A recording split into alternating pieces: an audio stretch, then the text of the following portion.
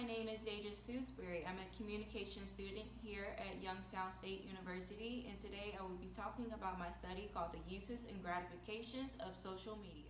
Well, I know what you're probably thinking. I have a pretty good idea of what social media is, but what is the uses and gratifications?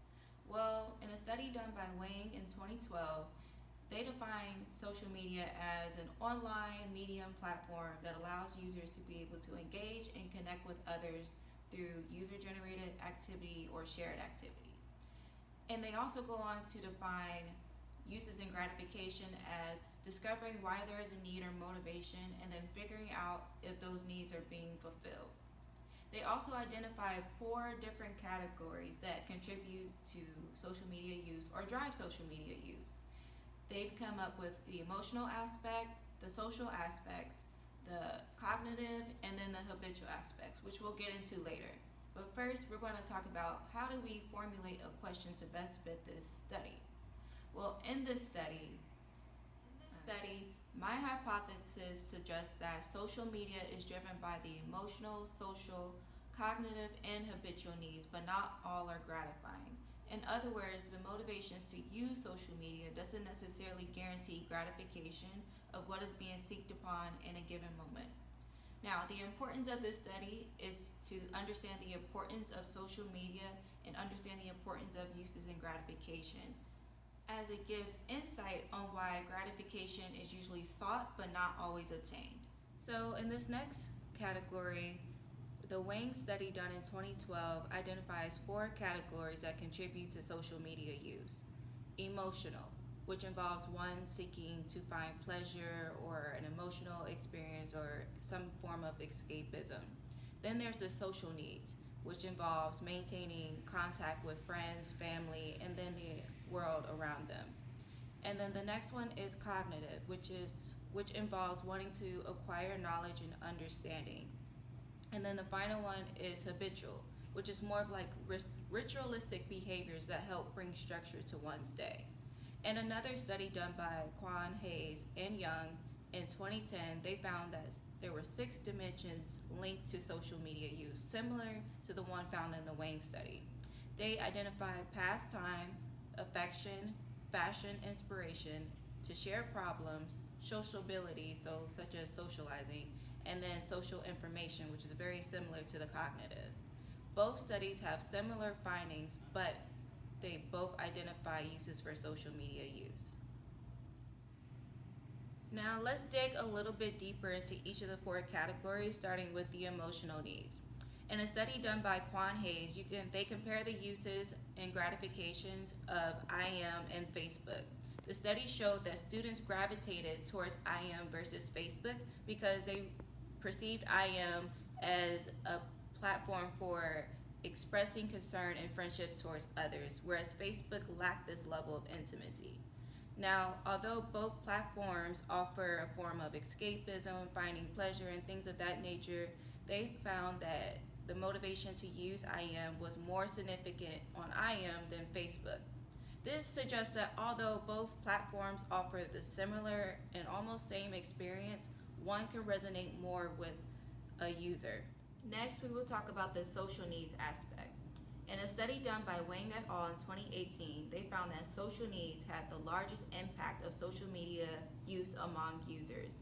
In another study done by De Jong et al. In 2018, they found that social needs was a motivation to use social media, but in addition, the act of social interaction online was linked to agreeableness and self-presentation. They define agreeableness as if a person perceives themselves as likable enough offline, then they will be also liked online. They also define self-presentation as how one perceives themselves and then how they convey that to others. Social needs motive is more than just wanting to connect with others online, but it is more of if they perceive themselves as likable enough to interact with others online more frequently. Next, we will talk about the cognitive needs, which refers to the desire to acquire knowledge and learn information on social media. In a study done by Quan Hayes and Young in 2010, participants viewed Facebook as an avenue for getting general information and important news relative to wherever they lived. However, in the study, IM did not yield the same results because it falls short in providing extensive and qualitative information, whereas Facebook offers these advanced features through features like pictures, wall posts, videos that come from all resources all over, whereas IM typically comes from one source. The takeaway is that users find fulfillment and this can typically come down to the functionality of the social media platforms, which can enhance fulfillment over other platforms. The last one that we will look at is the habitual aspect, which involves like checking your social media multiple times throughout the day, whether it's before class, after class, or maybe even during dinner. In a study done by Wang in 2012, they found that over time, habitual needs can actually drive social media use, even if user gratification is not obtained. This can actually influence even heavier social media use. This suggests that habitual behaviors can help bring structure to one's day, but another contribution is that it can be a matter of convenience as well. Next, we will talk about the method. This consisted of undergraduate students at the College of Creative Arts and Communication at Youngstown State University. Students received extra credit for their participation in this survey. The survey was distributed via email by their professor. This survey consisted of 174 students, all who were 18 years or older. 57 were male and 116 were female, with various ethnic backgrounds.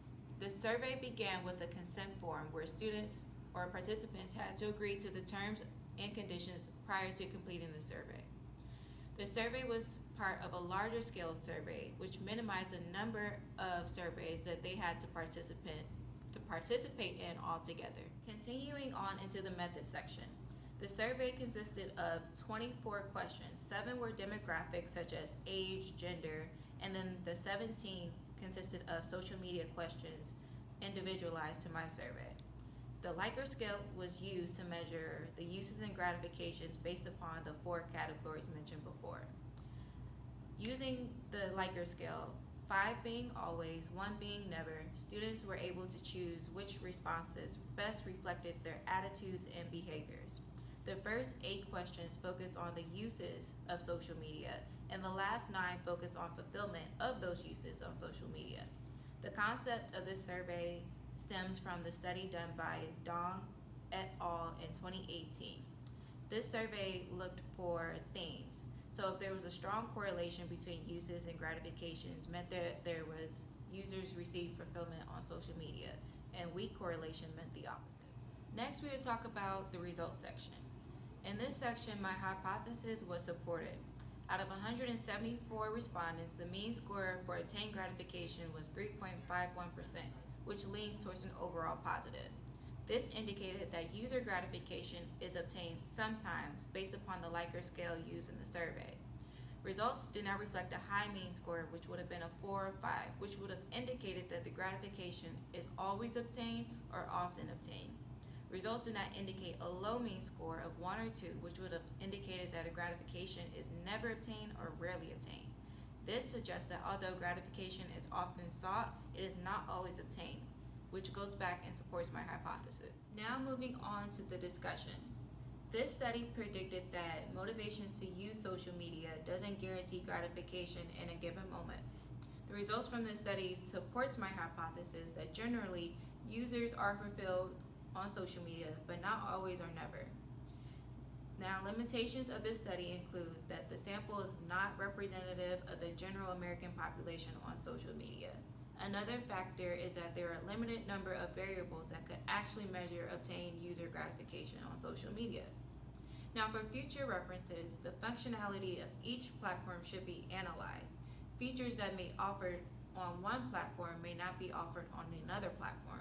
This could also contribute to overall user gratification. So, in closing, this study demonstrates the importance of uses and gratification and social media, as it gives insight on why user gratification is sought but not always obtained. It is imperative to continue research, as there may be other elements that contribute to user fulfillment that was not discussed in this study. By understanding an individual's motives versus fulfillment of social media, it will help society begin to understand common social media practices. Thank you.